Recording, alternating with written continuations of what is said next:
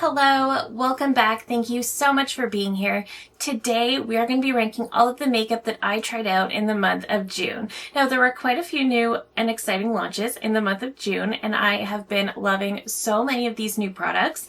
So if there is anything that you know I tried out this past month but is not in this video, it will be in July's video because I just haven't had enough time with those products to thoroughly test them out, but I will absolutely be including them in July's speed reviews. But before we get into it, I do want to say a huge thank you to Rose Forever New York for sending over another one of their gorgeous rose bouquets. Now, they did actually send me this bouquet last month, and I just love it so much.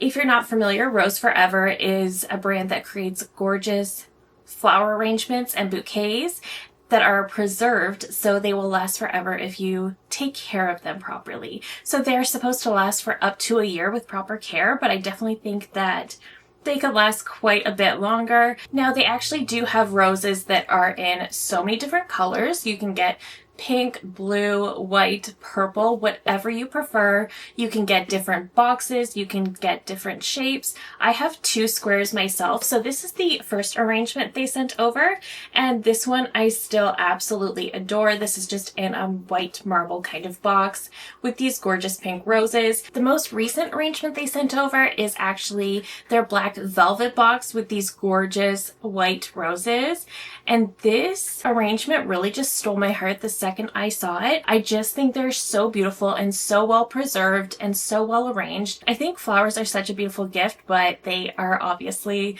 very quick to die depending on who you are. So a gift like this I love because whether you're buying it for yourself or to gift, I think it's a beautiful way of giving someone flowers without knowing they're going to die right away. So if you are interested in checking out these arrangements, I will leave all the details below. They did also give me a code to share with you guys if you'd like to save a little bit, but thank you again to Rose Forever for sending over these stunning arrangements, and let's get into this month's ranking. Alright, so we have 17 products to rank for the month of June. Coming in at number 17 is actually from Sweed Beauty, and I feel bad because this one was sent to me, but this is their Cloud Mascara in black, and I love the tube on this. I think it's so pretty. It does have a rubber bristle wand, which is not my favorite. However, some mascaras that have a wand like this have ended up being my favorites, like the Bad Gal Bang mascara from Benefit. That is a favorite, but this one I just do not feel like does enough for me. So unfortunately, I wasn't in love with this one.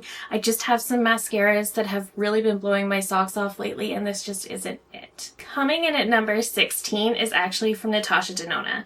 This is her High Sculpt Liquid Bronzer, and I'm really sad to rank this one so low because I do absolutely adore Natasha Denona. Now this is the lightest shade that they have, and this is in the shade Bamboo. I think they have around 7 or 8 shades, so the shade range is pretty good. I also love that it comes in a pump. I do love the packaging of this bronzer in general. I will say a full pump of this will get you more product than you will ever need. So I do recommend only going in with like a half a pump. I also recommend picking it up with the brush and then stippling it on the face.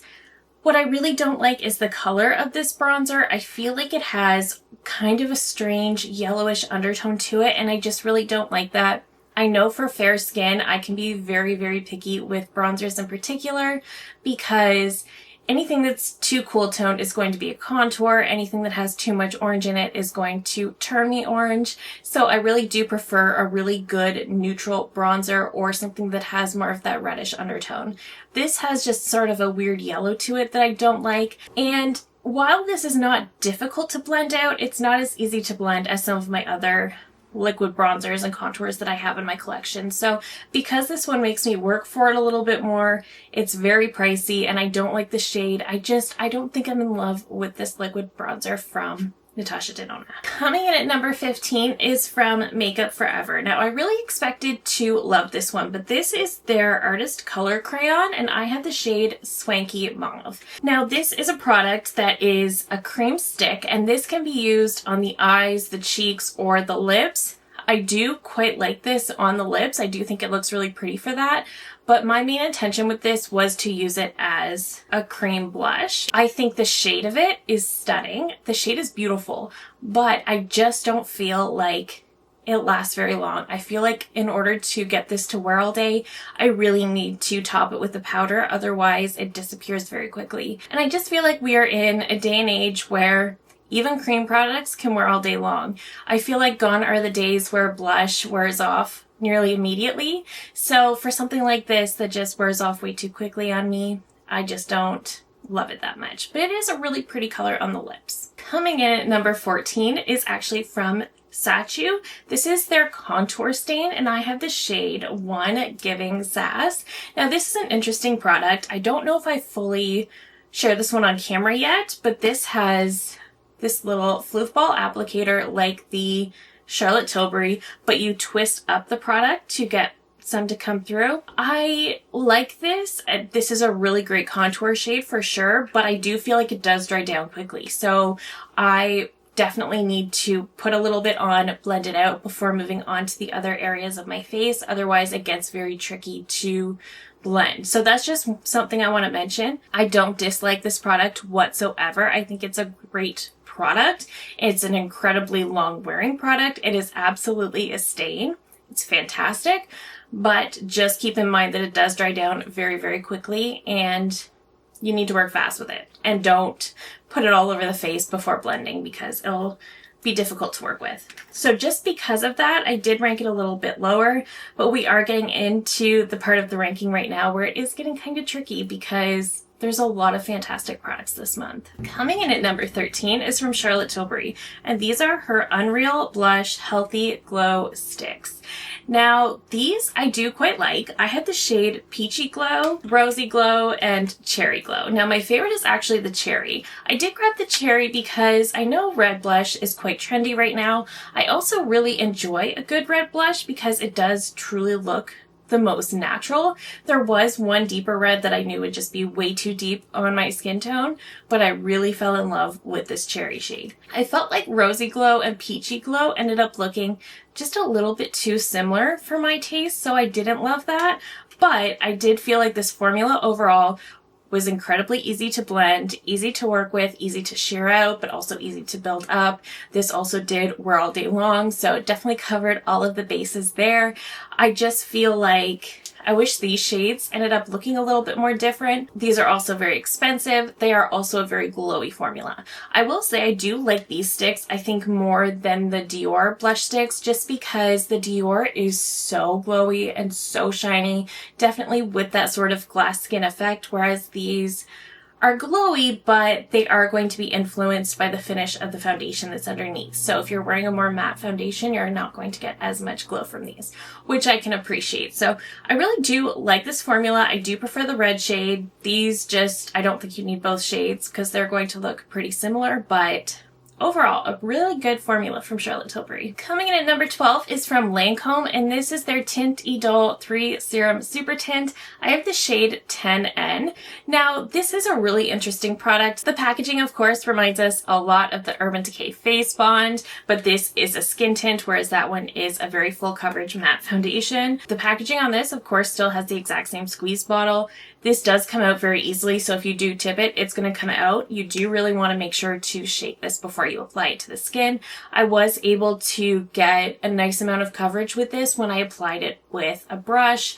I found a dry sponge also worked pretty well. I'm just someone who absolutely hates the feeling of applying foundation with my fingers. It's definitely a texture issue for me. So I really prefer foundations that I can use a brush or a sponge. It doesn't matter as long as it doesn't have to be my fingers. And because of that, I do tend to gravitate away from these serums because I feel like they always look better with the fingers.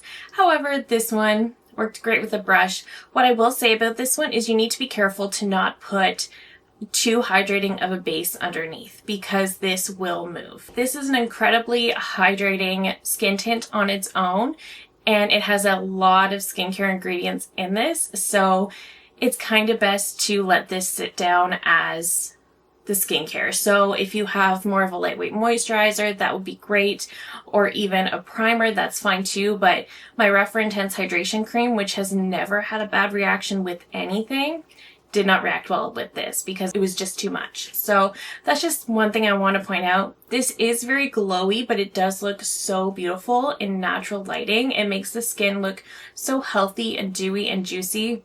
It's very beautiful. I do prefer something with a little bit more coverage. I'm also not into the overly glowy makeup right now either. I don't mind nice hydrated skin, but I'm not into the crazy glow right now. So I will use it up, but I don't think this will be a repurchase, which is strange because I've been having an absolute love affair with Lancome lately. Coming in at number 11 is from Anastasia Beverly Hills, and this is their Magic Touch Blush Trio. This one I reviewed at the same time as the Natasha Denona. So I got the pink trio, so we have 3 very pinky blushes here. I think this blush formula is beautiful. It's very easy to work with. These do wear all day long on the skin. They are all beautiful shades. These top 2 really don't end up looking that different on the skin. This one I think is the most different, the most wearable, most everyday. The thing that I don't like about this is that for the ABH price point, this looks very inexpensive. And I did say that in my initial review, and I got a lot of comments agreeing with me on that. I don't say that to be mean. This actually reminds me a lot of a lip gloss palette I think I had when I was a kid. The actual contents in here is gorgeous though. I just think the packaging looks very, very cheap. When it's all closed up, it doesn't look as cheap. The rose gold packaging is gorgeous. It's just that once you open it up, the packaging does not say Anastasia Beverly Hills $50, you know? So that's kind of what I didn't like about this. I think this is a lovely product. The outside packaging is pretty. It's just the inside packaging is kind of disappointing. It's kind of a letdown. And I wish the shades were a little more different from one another. Now we're getting into the top 10. I will say our top 10 is very eyeshadow heavy. But that's okay. It's me. What do we expect? But coming in at number 10 is the new highlighters from Benefit. Now, I always love their box highlighters. Cookie is one of the best of all time.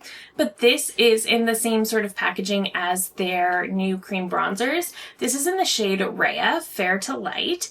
The coloring of this packaging is gorgeous. I think it's so pretty. It does feel kind of clunky, a little bit inexpensive. It is just plastic, but the actual highlighter is stunning. This is a very shiny, very blinding highlight. So it looks kind of glittery in the pan, but it is actually just incredibly smooth. And if you like a really blinding highlight, this will give it to you, but it's not going to be as texture enhancing because of how creamy it is. I do think this is a really nice formula. I don't think it's overly different from their original powder highlights at all, but I do think this is a really, really beautiful formula. Coming in at number 9 is from MAC, and this is their new Studio Fix Powder Plus Foundation in the shade NW10. So MAC reformulated and relaunched their powder foundation. So their packaging is actually different now as well. They added, I think, some new shades, and I grabbed NW10 because that's always been my perfect MAC shade. I did have the powder foundation, but in the wrong shade. It's very yellow. But I did want to try this out because I have been a MAC girl for the longest time. I'm not huge on powder foundation just because I do have dry skin, so I feel like that can be a bit of a fine line for me. This is really nice though. I will say, I actually have been using this on top of lighter coverage foundations to give me a little bit extra coverage, or I've been using it to sort of correct any mistakes with some of my other powders. I've been doing that too. I do think this is a little expensive to use just for that purpose, but in terms of an all-over powder foundation, the original, while I had mine in the wrong shade, still gave an amazingly beautiful amount of coverage. It really sort of canceled everything out. It was very long wearing. This one though, I feel like also gives a great amount of coverage. It's also very long wearing. It's just as blurring. It gives me just enough coverage. And honestly, it feels a little bit lighter on my skin. So I kind of prefer this one. I'll be honest. So I'm happy about this. I love the new packaging. I love the new powder. I'm definitely excited to keep wearing this one and testing it out. Coming in at number 8 is the first eyeshadow palette. This is from YSL. This is their Couture Mini Clutch in 730. Now they did launch 4 new eyeshadow quads for summer 2025. I believe 2 of them are available in the US right now. All 4 shades actually came to Canada, which I was very excited about. But this is in 730 Sunrise Safari. This is one of the ones that is currently available in the US. This is beautiful. This is a gorgeous standard pinky brown color story. I think it looks so beautiful on the eyes. This one is, of course, very light. I definitely do not feel like they cut any corners in terms of formula here. The packaging is just the same, and this color story is gorgeous. This color story, though, I feel like is most similar to some of their other color stories, and definitely much more similar to other color stories that I have in my collection. So this is the one that I probably needed to grab the least. It's beautiful. It's just the least unique, I guess I would say. Coming in at number 7 is another YSL quad. This is in shade 820. So this is also from that same line, and this is Majestic Riad. This is so beautiful. When I initially look at this color story, I am so intimidated by it because how can I possibly like a red color story? But I actually do. I love the looks that come out of this palette. There is something about the way these shades all work together that make this intense sort of red shimmer shade look so easy and wearable. I absolutely love the looks I've gotten from this palette, so this was actually a hit for me. One thing I want to mention about these newer quads is that this red one and the green one, the sparkly topper is almost more of an iridescent duochrome shade, so there is a beautiful shift there too. It's absolutely stunning. I have been diehard loving these quads so much. I have been a fan of the YSL quads, but I am still absolutely loving them, and this color story really impressed me in the very best way. Coming in at number 6 is from Lancome, and this is one of their new Lip Idole Juicy Treat lip oils. I have the shade 90, which is like a berry. This looks so deep and intense in the bottle. Now, I love the packaging on these. They did release quite a few shades, I think, so there are some lighter shades, but don't let this deep shade fool you. This is like a gorgeous plum, but it is very, very sheer. So I've actually been really enjoying this. I really like this formula. I like the chunky doe foot. I love the way it hugs the lips. I love the shine that this gives without being super sticky, but it actually does kind of last on my lips for quite a while. I just think this is beautiful. Do I ever really think a lip oil is worth the high price point? Absolutely not. But if you're wanting to check these out, then I really do like this formula. Coming in at number 5 is another one of these YSL quads. This one is in 720 Captivating Dunes. This is the other one that is currently available in the US, and this is an absolute cool tone lover's dream. I felt like Store Dolls was my coolest toned YSL quad, and then this one came out, and I think this one might be, but this is so beautiful too. The cool toned, sparkly, stunning looks I get with this quad, I just absolutely love them. Much like Sunrise Safari, I don't think this is the most unique color story. You can probably create this color story within your own collection if you have a lot of cool tone palettes, but there is definitely something special about this one. I just think it is so beautiful. Another one I've reached for so many times since I first got these. Coming in at number 4 is from Sweed Beauty. This is their Satin Kohl eyeliner in the shade Bright. Now this is basically just a cream color lip liner, so for me it works very well for my lower waterline, and I do love to put a really pretty nude right there. I feel like white always looks way too stark, and a nude is kind of perfect.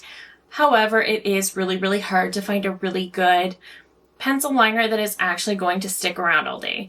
My favorite is the Makeup by Mario, but this one has surpassed that. So this one actually lasts so much longer in the waterline. I feel like this does brighten up the eyes so much. It just makes everything look so much cleaner, but it doesn't look terribly unnatural.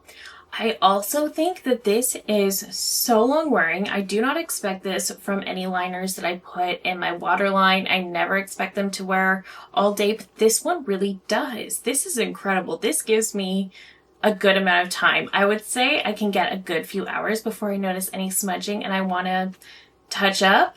I've been loving this pencil, and for me, I've just never had an eyeliner do that, especially because I do get some pretty bad allergies. So my eyes are usually the first thing to act up, but this one has been like my best friend when I want that lower waterline liner. Coming in at number 3 is another YSL quad. This is an 825 Burning Desire. Now this is a limited edition. I thought for sure this was for fall, but I think it actually might be for summer. I got mine from Selfridges. I've noticed since that it is currently out of stock. I don't know if this is coming to Canada or the US. I would hope so, but the packaging on this is designed to be one of their collector palettes.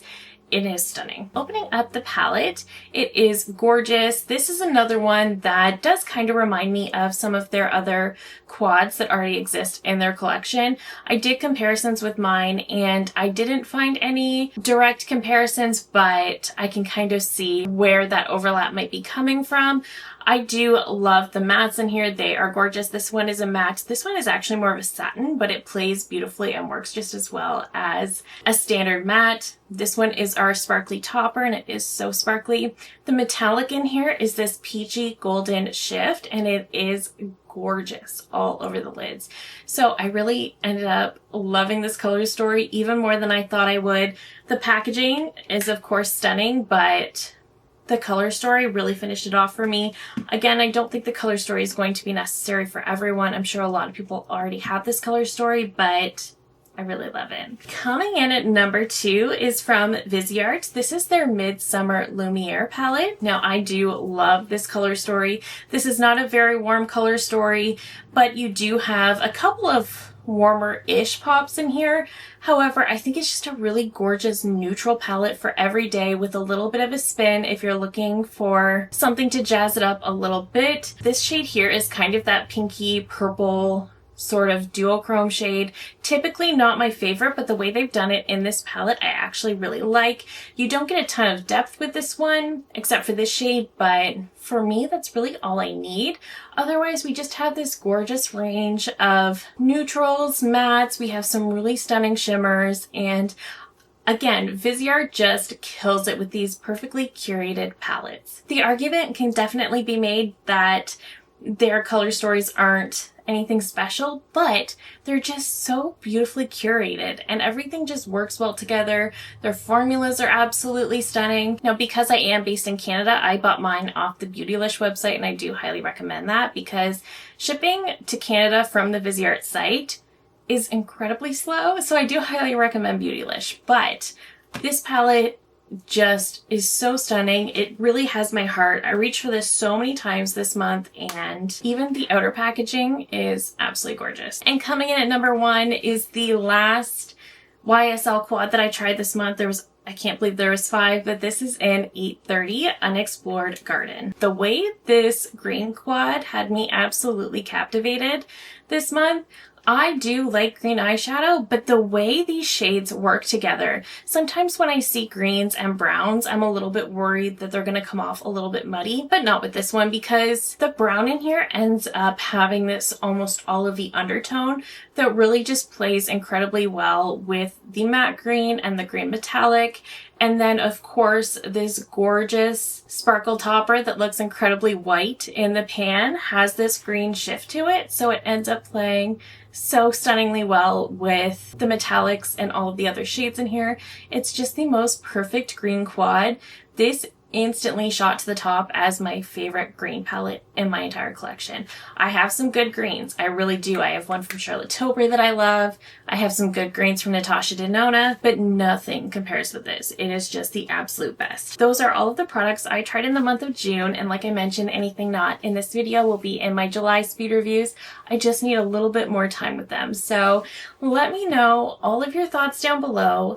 I love hearing from you guys so much. Let me know, what was your favorite product over the last month? Were you shopping your stash? What did you rediscover that you ended up loving? Let me know that too. Again, I just love hearing from you guys. And if you are new here, I hope you'll consider subscribing before you go. I do upload new videos every single week. Thank you again so very much for watching, and thank you again to Rose Forever New York for working with me on a portion of today's video. I appreciate it so much, and I will see you in my next one.